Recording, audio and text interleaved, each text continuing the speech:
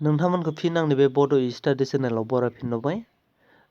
दिनैनि ब्रेकिं निउसआ जाहैबाय लकडाउना बारायगोन ना बाराया, ट्रेना माब्लानिफ्राय खारगोन, आसामनि बाहेरायाव थानायफोरा आसामाव फैनो थाखाय मा लानांगोन, ILP लानांगोन होननानै मैया मा खालामदों आसामनि फाइनान्स मिनिस्टार आरो सावस्रि बिफाननि मिनिस्टारा बुंदों।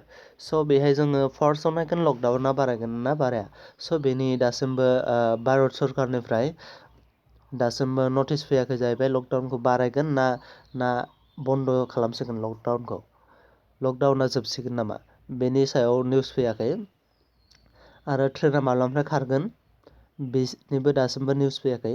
थेवबो आसामनि finance minister doctor Himanta Biswa शर्माया बुंदों दि मा जुदि ट्रेना 15 एप्रिलाव खारो अब्लाना मा जागोन, आसामनि बाहेरायाव थानाय मानसिफोरा न'आव फैनो लुबैयो नङा होमबा, न'आव फैगोन आरो बैसागुनि सम बिसोर फैनो थाखाय मा खालामनांगोननो, ट्रेन खारोब्लाबो 15आव जुदि लकडाउना खुलियो बारायालासिनो थायो अब्लाना बिसोर मा लानांगोननो, इनार लाइन पारमिट लानांगोन।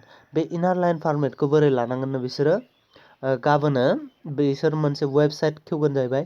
बे वेबसाइटआव थांनानै बिसोर मा खालामनांगोन, जाय 15आव फैगोन बिसोर बेहाय मा खालामनांगोन, रेजिस्टार खालामनांगोन आरो बेनिफ्राय स्लिपखौ डाउनलड खालामनानै लानांगोन आरो बिसोर आसामाव हाबनो थाखाय बेखौ देखायनांगोन। आसामाव खेबसेनो हमना लाबाय, आसामाव बेसेबां 50,000 सुबुं दङब्ला बिसोरखौ खेबसेनो फैजोबहोआनो सानसेयाव बेसेबां 5,000ल' फैनो होगोननो। बेबो मानि जोहैसो, ILP गोनांनि जोहैसो। जाय मानसिना ILP गैया बिसोर मा आसामाव फैनो हानाय नङा। बेनिखायनो आसामनि बायजोआव थानाय गासैबो बर' सुबुंफोरनिसिम मिन्थिहोनाय जायोदि नोंथांमोना थाबैनो मा खालाम, वेबसाइट खेवनाय लोगो लोगो नोंथांमोना ILPआव रेजिस्टार खालामनानै ला, ILP रेजिस्टार खालामनानै ला इनार लाइन पारमिटखौ, अब्लानानो मा जागोन, आसामाव नोंसोर फैनो मोनगोन आरो माला ट्रेन गाखोगोन बेखौबो नोंसोर मा खालामनांगोन, बुक खालामनांगोन, खोन्थाहरनांगोन, अब्लासो नोंसोर मा खालामनो हागोन, आसामाव फैनो हागोन।